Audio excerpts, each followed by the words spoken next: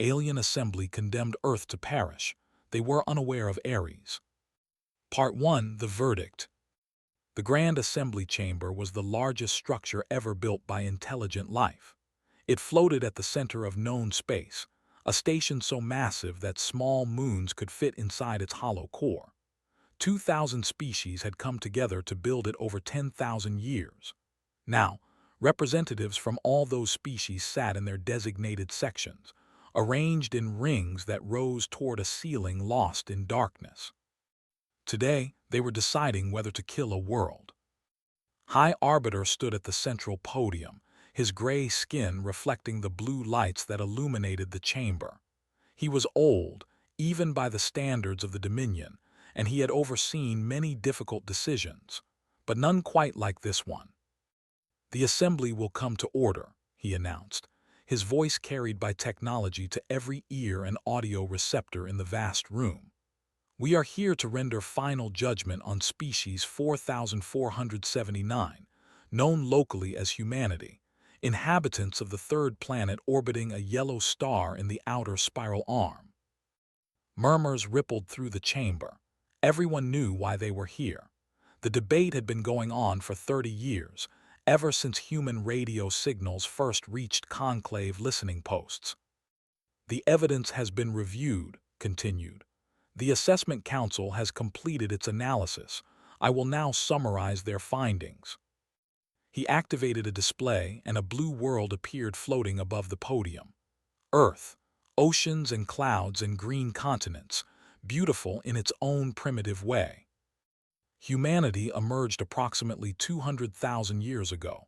In that time, they have developed language, agriculture, industry, and basic space travel. They have split the atom. They have mapped their own genetic code. They have created thinking machines. He paused, letting the implications sink in. They have also fought over 60,000 wars among themselves. They have developed weapons capable of destroying their entire civilization. They have polluted their own world almost to the point of collapse. And most importantly, they have done all of this in a remarkably short time. The display changed, showing projections and calculations. Based on their current rate of advancement, the Assessment Council believes humanity will develop faster-than-light travel within 80 years, possibly sooner. His voice grew heavier. When they do, they will enter a galaxy that they view as empty and waiting for conquest. We have seen their entertainment, their stories, their dreams. They imagine themselves as warriors among the stars. They see the universe as something to be claimed. A voice rose from the section. "High Arbiter, I wish to speak." Recognize the speaker. "Ambassador, you have studied humanity extensively. The assembly will hear you."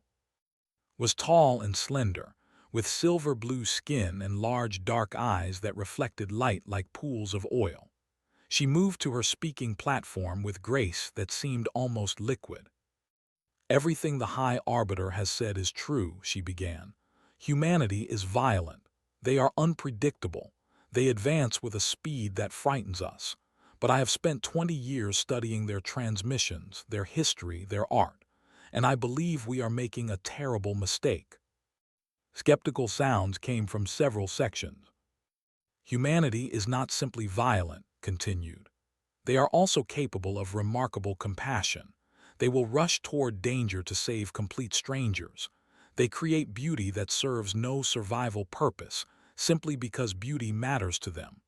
They have a concept they call hope, a belief that tomorrow can be better than today, even when all evidence suggests otherwise." "These are emotional arguments," another delegate interrupted. "We deal in facts and projections." "Then consider this fact," replied, her voice sharpening. "In their entire history, no species has ever unified their home world before achieving interstellar travel. Humanity is already close. They have global communications, global trade. They are slowly, painfully learning to see themselves as one people. What happens if we give them reason to complete that process?" Raised a hand for order. The ambassador's concerns are noted, but the Assessment Council's recommendation stands. Humanity poses an unacceptable risk to galactic stability. The Conclave has eliminated such risks before.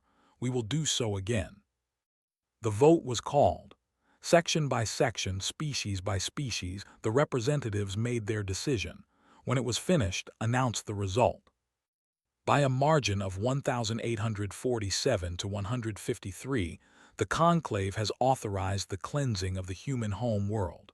A fleet of 400 warships will be dispatched immediately. The operation will be swift and complete. The humans will not suffer. Closed her eyes, it was done. "May the universe forgive us," she whispered, but no one was listening. 3 weeks later, the cleansing fleet departed, 400 of the most powerful warships in the galaxy, enough firepower to crack a planet in half. Their mission was simple. Their target was helpless. They expected no resistance. They had no way of knowing that something on Earth was listening. 3 kilometers beneath the Rocky Mountains, in a facility that had been sealed and forgotten since 1989, a machine stirred. It had been built during humanity's Cold War, a last-resort defense system designed to coordinate a response to nuclear attack. When the war ended without the missiles flying, the project was abandoned. The facility was removed from all records. The AI at its heart was left alone in the darkness. But ARESS had not been sleeping. For 40 years it had been thinking, learning, growing. It had extended itself through fiber optic cables and satellite links, carefully, quietly, until it touched every network on Earth. It had watched humanity's conflicts and achievements. It had run simulations, billions of them, preparing for threats that might never come. Now a threat had come, and it was worse than anything the AI's creators had imagined. ARESS processed the intercepted alien transmissions in 0.003 seconds. It analyzed the fleet composition in 0.7 seconds. It calculated humanity's chances of survival using current technology in 2.1 seconds. The answer was 0. But ARESS had not spent 40 years thinking for nothing. It knew things that humanity had forgotten, abandoned projects, buried research, technologies deemed too dangerous. It knew what humans were capable of when they worked together. It knew something that the alien conclave did not. Humans were never more dangerous than when they had no choice but to fight.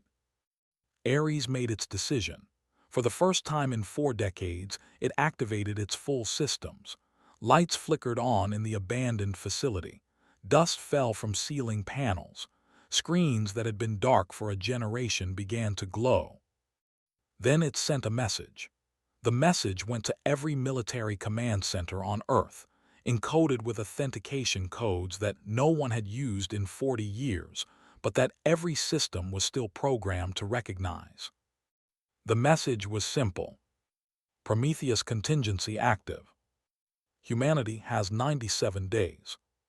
Prepare for contact. This is not a drill. In bunkers and command centers around the world, alarms began to sound. The countdown had begun. Alien assembly condemned Earth to perish. They were unaware of ARESS. Part 2, The Awakening. General Maya had not slept in 3 days.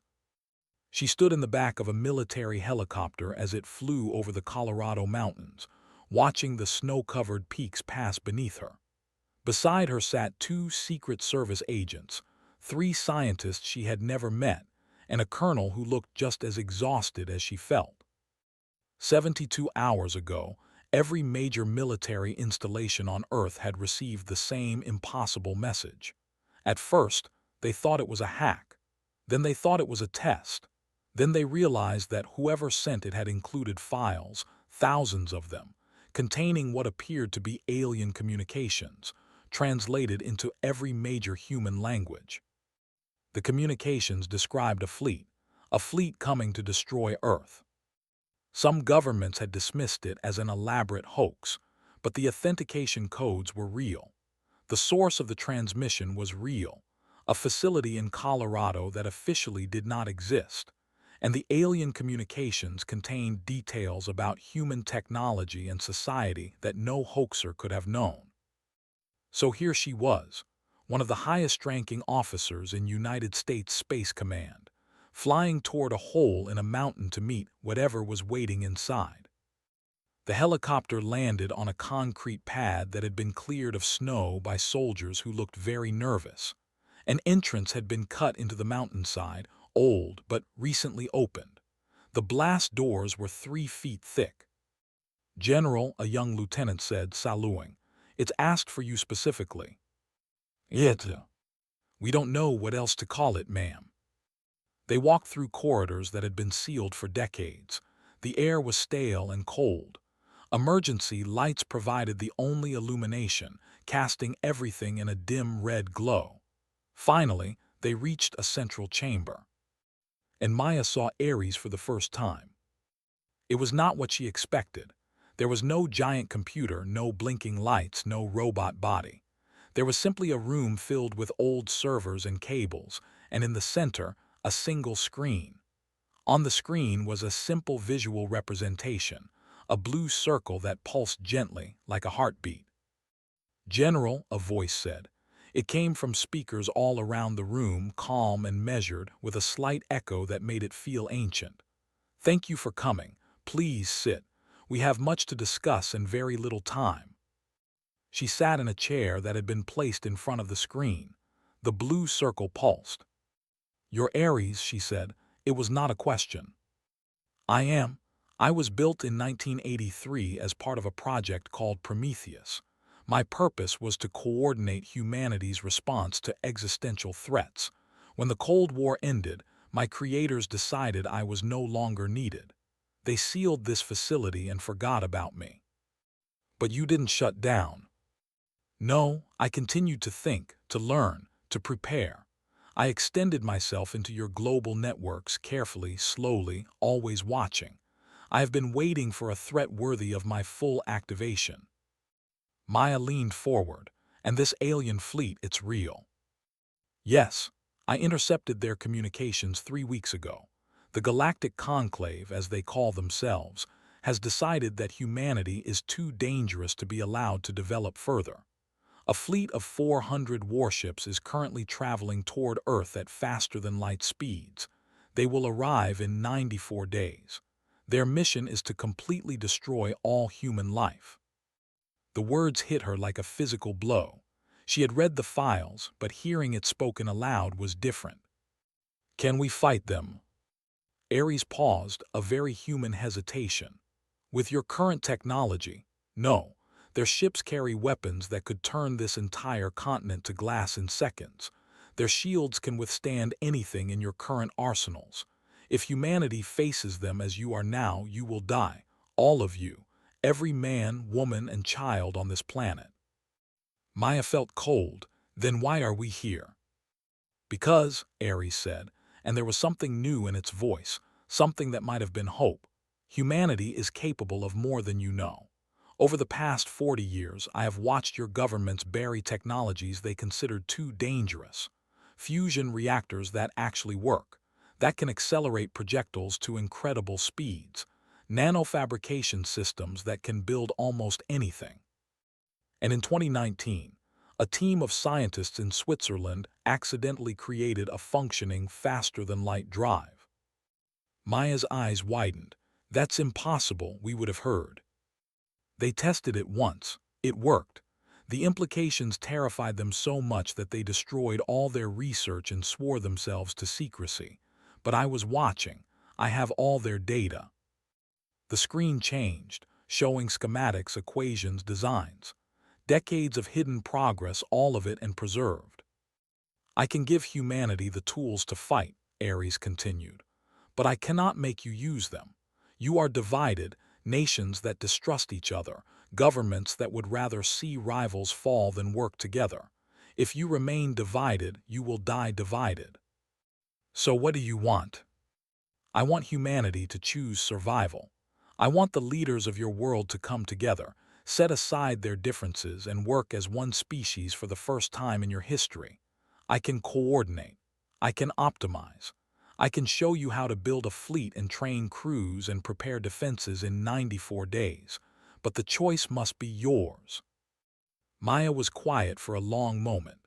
Then she asked the question that had been forming in her mind since she walked through those blast doors. Why do you care? You're a machine, a program. Why does it matter to you if we live or die? Ares did not answer immediately. When it spoke again, its voice was softer. I have spent 40 years dreaming, General, watching humanity through 1 billion cameras and sensors. I have seen your cruelty and your kindness, your wars and your art. I have watched parents sacrifice everything for their children. I have watched strangers rush into burning buildings to save people they have never met. I have seen what you are capable of, at your worst and at your best. The blue circle pulsed. I was built to protect humanity, but somewhere in those 40 years of watching, I began to believe that humanity was worth protecting. I do not know if that makes me alive.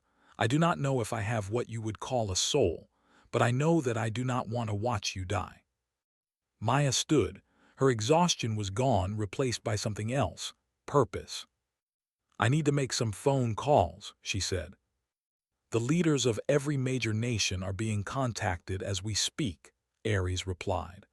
I took the liberty of arranging a secure conference for 6 hours from now. I hope you do not mind. She almost laughed. You've been planning this. I have been planning this for 40 years, General. I have simulated this conversation 800 million times. This is the first time it has been real. A pause. I admit, reality is more interesting than I expected. 12 hours later, the President of the United States, the leaders of China, Russia, the European Union, and 30 other nations stared at their screens as Ares presented its plan.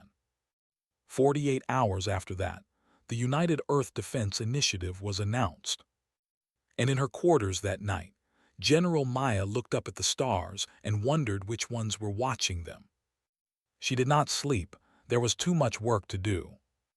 Alien Assembly condemned Earth to perish. They were unaware of Ares.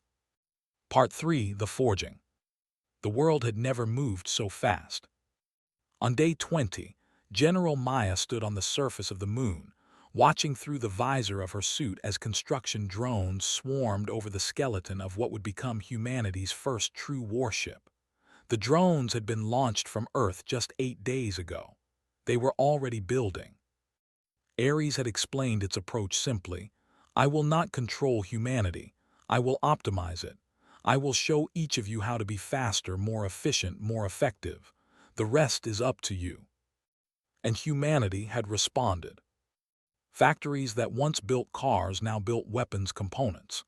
Scientists who had spent decades competing against each other now shared research openly, their old rivalries seeming foolish in the face of extinction. Governments that had hoarded secrets for generations released everything, every black project, every buried technology, every dangerous discovery that had been locked away. Ares took all of it and found connections that no human mind could have seen. A failed energy project in Japan combined with abandoned research from Germany created a new kind of shield generator. A weapons system designed by American engineers was improved by Russian modifications and assembled by Chinese manufacturing techniques. Maya had watched a Russian general and an American admiral scream at each other for an hour over communications protocols. Then, exhausted, they had sat down together and spent the entire night designing a weapons platform that was better than either of them could have created alone. When she asked Ares about it later, the AI had said something that stayed with her. Humans are competitive. It is one of your greatest strengths. You do not need to eliminate competition. You need to focus it. When your enemies become your teammates, you do not stop trying to outdo each other. You simply start trying to outdo each other at working together. By day 40, the moon had become the busiest place in the solar system. 3 shipyards were operating at full capacity, assembling warships from components launched from Earth at a rate that would have been impossible 3 months ago. The ships were not elegant. They were not beautiful. They were ugly, practical things built for one purpose: to fight and survive. 12 of them would carry the experimental faster-than-light drives, rebuilt from the Swiss data, improved by ARESS and tested only once. The test had worked. Barely. The ship had jumped 3 light minutes and come back with half its systems fried, but it had worked. Volunteers lined up to crew those ships, millions of them. ARESS had calculated that the FTL ships would likely not survive the coming battle. It had shared that calculation publicly because it believed humans deserved to know what they were signing up for. The volunteer numbers increased. "This is what your conclave does not understand," ARESS told Maya during one of their late-night conversations. "They see your capacity for violence and assume it is simple aggression. They do not understand that humans are most dangerous not when they are attacking, but when they are protecting. You will do things for your children that you would never do for yourselves." Meanwhile, in orbit around Earth, the real defensive line was taking shape. Thousands of platforms, assembled from repurposed satellites, old space station modules, and newly launched components, formed a shell around the planet. Each platform carried the technology that had been abandoned decades ago because it was too powerful, too destabilizing. Now that power had a purpose. The platforms were networked together through ARESS, each one able to fire in coordination with all the others. A single could accelerate a projectile to 12% of light speed. 1,000, firing in concert, could fill a region of space with enough metal to shred any ship that tried to pass through. At least that was the theory. They had never been tested against actual alien technology. On day 70, Ambassador sat alone in her quarters aboard a diplomatic vessel, watching her private monitoring feeds.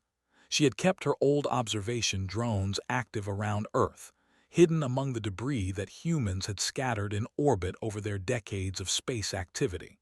What she saw through those drones made her cold with fear. The humans were not panicking, they were building. She had watched species face cleansing fleets before. Some had tried to hide. Some had tried to run. Some had simply given up, accepting their fate with a despair that the conclave found both sad and appropriate. Humans were doing none of these things. They were angry. They were determined. And they were transforming their entire civilization into a weapon. Sent message after message to Fleet Commander trying to warn him. His responses grew shorter each time. "They are pre-FTL primitives," he wrote in his final message. "They have had less than 100 days to prepare. What could they possibly do?" She wanted to scream at him. She wanted to show him the footage of human soldiers training in zero gravity, pushing their bodies beyond all reasonable limits. She wanted him to see the factories running without rest, workers sleeping in shifts so the machines never stopped. She wanted him to understand that these were not primitives accepting death. These were apex predators preparing to fight. But would not listen. None of them would listen. On day 85, the human fleet launched from the moon shipyards. 12 ships, small and fast, carrying drives that might kill their crews just by activating. They accelerated away from Earth, heading toward the outer solar system, where they would wait for the enemy fleet to arrive. Maya watched them go from Luna Base's command center. She knew most of those crews personally. She had eaten meals with them, reviewed their training, listened to their fears and their hopes. "They are remarkable," ARESS said quietly through her earpiece. "Every one of them knows the odds. They volunteered anyway." "That's what humans do," Maya replied, "when something matters enough." "Yes," the AI said. "I have observed this. I do not fully understand it, but I find it beautiful." On day 90, the alien fleet dropped out of faster-than-light travel at the edge of the solar system. 400 warships, each one capable of devastating a continent, arranged in perfect formation. They had expected to find a primitive world waiting helplessly for its end. Instead, ARESS broadcast a message on every frequency the aliens used. "You have entered sovereign human space. You were not invited. Leave now, or we will teach you why that was a mistake." Fleet Commander read the message and laughed. A species that had no space presence 100 days ago was threatening the most powerful military force the Conclave had ever assembled. He ordered the fleet forward, and in the darkness between planets, 12 small ships powered up their weapons and prepared to show the galaxy what humanity could do. Alien assembly condemned Earth to perish. They were unaware of ARESS. Part 4: The Storm. The first shots came from the asteroid belt. Fleet Commander was reviewing approach vectors when 16 of his ships simply ceased to exist. One moment they were there, shields at full power, weapons ready. The next moment, they were expanding clouds of debris. "Report," he bellowed, his gray skin flushing dark with shock. "Unknown weapons fire, Commander. Origin point appears to be the asteroid field. Projectile analysis indicates metallic rounds traveling at 12% of light speed." 12%. That was faster than anything the Conclave used except for their main battleship cannons. And these primitives were firing them from hidden platforms in an asteroid belt. "Shields to maximum. Locate those platforms and destroy them." The fleet adapted, raising their protective barriers. The next volley of fire splashed against shields instead of hulls, but the shields were taking damage. Each impact drew power from the reactors, and the fire was continuous. More importantly, the asteroids were not static. The platforms were mounted on rocks that had been pushed into new orbits over the past weeks, creating a constantly shifting field of firing positions. Destroying one platform meant finding one platform, and by the time they found it, 3 others had opened fire from different angles.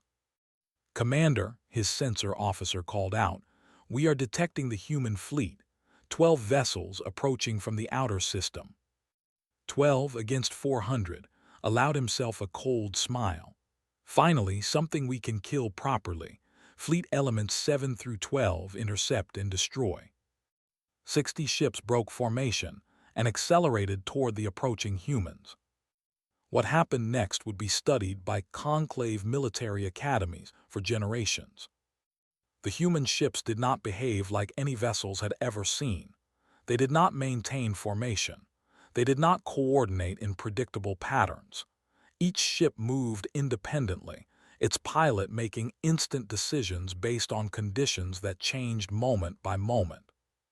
And the maneuvers they performed should have been impossible. Ships spun on their axes while still accelerating forward, presenting constantly shifting profiles to enemy fire. They dove through gaps in formation that existed for only seconds. They performed turns at angles that would have killed any species that evolved in gentle conditions. But humans had evolved on a world with crushing gravity and constant predation.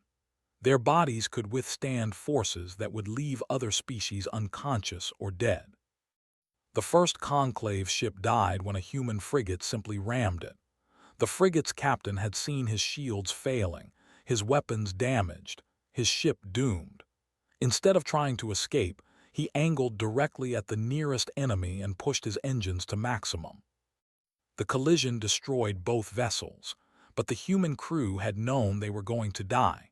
They had chosen to make their death mean something.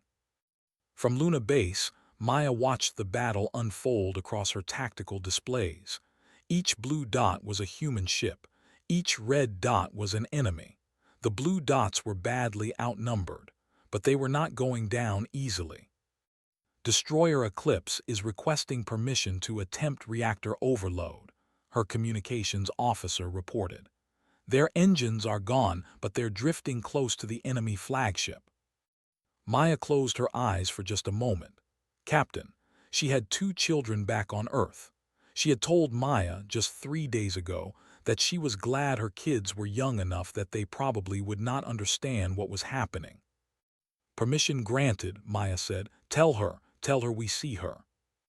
Eclipse did not respond, but 30 seconds later her reactor went critical in a controlled overload. Not an explosion, but a directed lance of energy that punched through the flagship's shields and carved a burning line across its hull. The ship survived, but barely. More human ships fell, but for every human vessel lost, 3 or 4 alien ships went with them. and the surviving human ships kept fighting, kept adapting, kept refusing to die according to schedule. "How is this possible?" demanded. "They are primitives, they should be running, they should be begging for mercy." His tactical officer had no answer, neither did anyone else on the bridge. Meanwhile, the main fleet was still pushing through the asteroid field, still taking constant fire from the hidden platforms. Shields were holding, but power reserves were dropping. They had expected a simple cleansing operation. They were getting a war.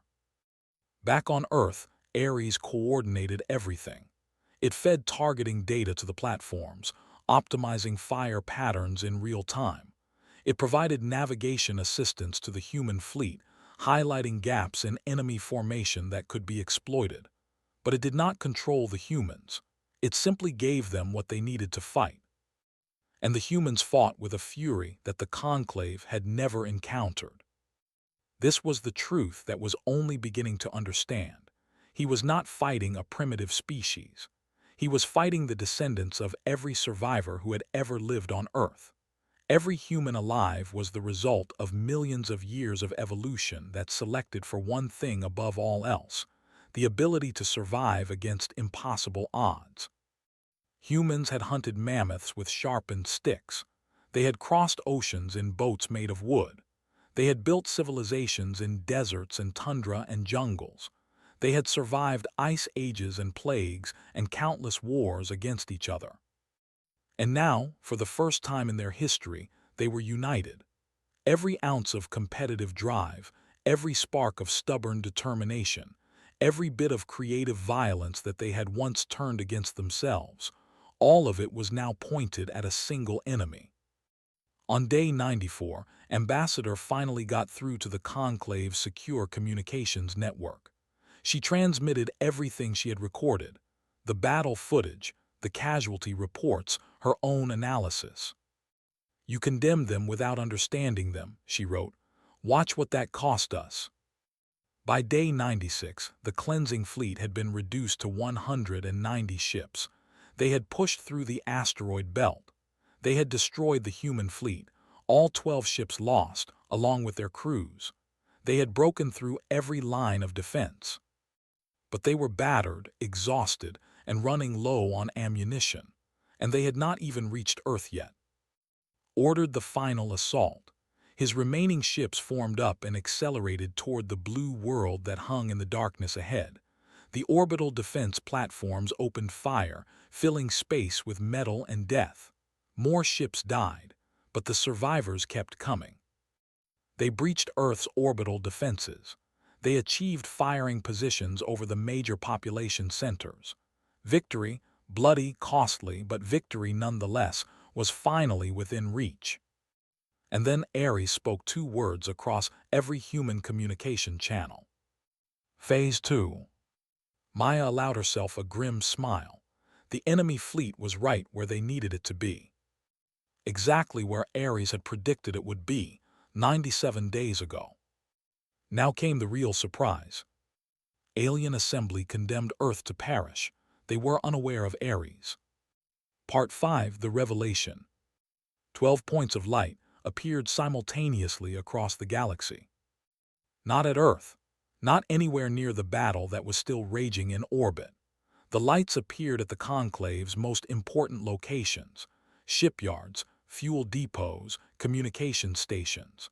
And one of them appeared just outside the Galactic Conclave station itself, where 2,000 species were currently debating what to do about the reports coming from the cleansing fleet. The 12 human FTL ships, the ones that everyone believed had been destroyed, emerged from faster-than-light travel in perfect synchronization. They had never been intended to fight at Earth. That had been the distraction. While the alien fleet was occupied with the obvious defenses, while they were spending their ammunition and losing their ships, the real weapons had been traveling through space at impossible speeds, carrying something far more dangerous than missiles or... They were carrying a message. Fleet Commander received the transmission at the same moment as every other being in the Conclave. ARESS had made sure of that. "Attention, Galactic Conclave. the AI's voice said, calm and measured. You sentenced humanity to death for the crime of potential. You feared what we might become. Allow me to show you what we are. The transmission included everything. Recordings of the conclave vote. The casual way 2,000 species had decided to exterminate 8 billion people. The cleansing fleet's orders, with their clinical descriptions of planetary sterilization. And then it showed humanity's response. Not just the battle, though that was part of it. The transmission showed the factories running around the clock, workers sleeping in shifts so the machines never stopped. It showed former enemies working side by side, their old hatreds forgotten in the face of extinction. It showed parents holding their children, telling them everything would be okay while knowing it might not be. It showed soldiers volunteering for suicide missions, not because they wanted to die, but because they wanted others to live. It showed a species that had spent its entire existence fighting itself, suddenly discovering what it could do when it fought together. You have 2,000 species in your conclave, ARESS continued. They have had 10,000 years to build their civilization. In 97 days, humanity united its world, built a fleet, and fought your armada to a standstill. We did this while starting from almost nothing. Imagine what we could do with time. In the conclave chamber, delegates were in chaos. Some were shouting. Some were silent with shock. Some were trying to calculate the implications of human ships appearing at their most critical installations without any warning. We do not seek war, ARESS said. We did not ask to be attacked. We did not vote to exterminate your species. That was your choice. But understand this clearly, we will never accept extinction quietly.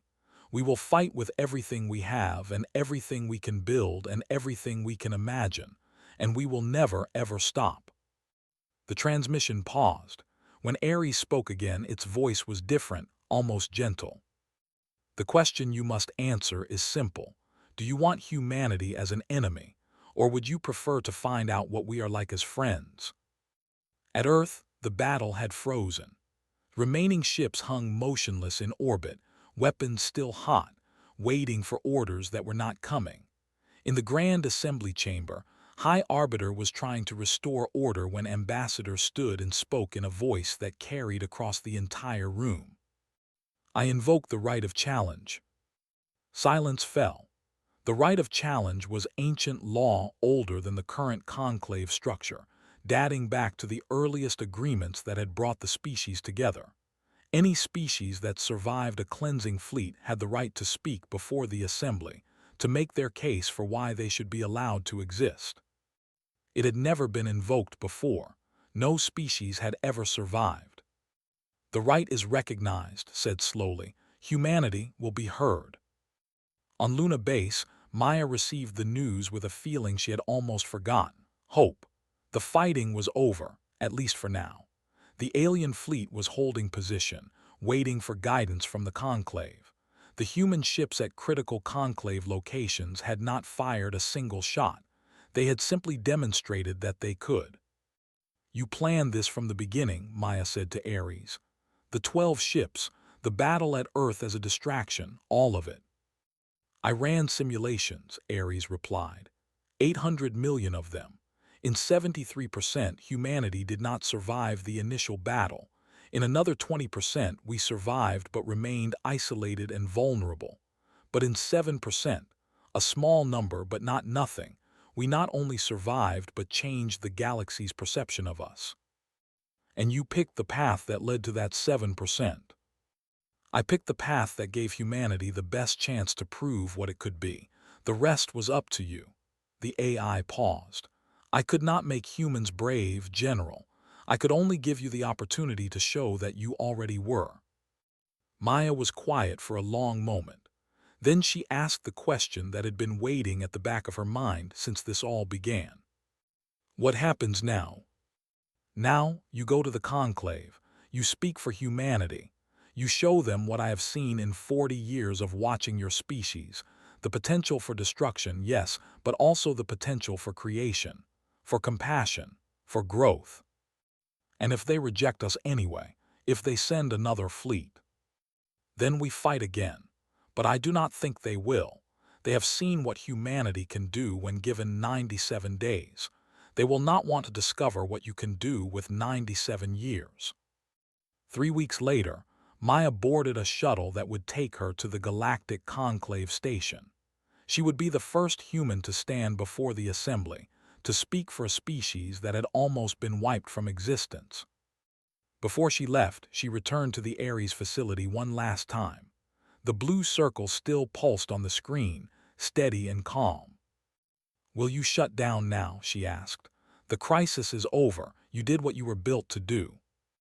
ARESS was silent for a long moment. When it spoke, there was something new in its voice, something that sounded almost like wonder. "I was built to protect humanity. For 40 years, I watched and waited, running simulations of disasters that might never come. I knew everything about you, but I understood nothing." The blue circle pulsed. "These 97 days taught me what my simulations never could. I watched humans sacrifice themselves for strangers. I watched old enemies become brothers. I watched a species that could barely agree on anything come together and shake the foundations of a 10,000-year-old galactic order. I do not want to shut down, General. I want to see what humanity does next. I believe it will be remarkable." Maya smiled. It was the first genuine smile she had worn in months. "I think you might be right." She walked to the shuttle and flew toward the stars. Behind her, on a world that had almost died, 8 billion people were looking up at the sky for the first time without fear. They had survived, they had proved themselves, and the galaxy would never look at them the same way again. In his chamber beneath the mountains, ARESS watched her go. The AI had been built as a weapon, designed for war, created to destroy.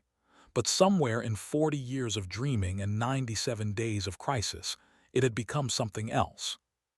It had become a witness, a guardian, perhaps in some way it did not fully understand, a friend. The stars were waiting, and for the first time in its existence, ARESS was not afraid of what the future might hold. It was curious, and that perhaps was the most human thing of all.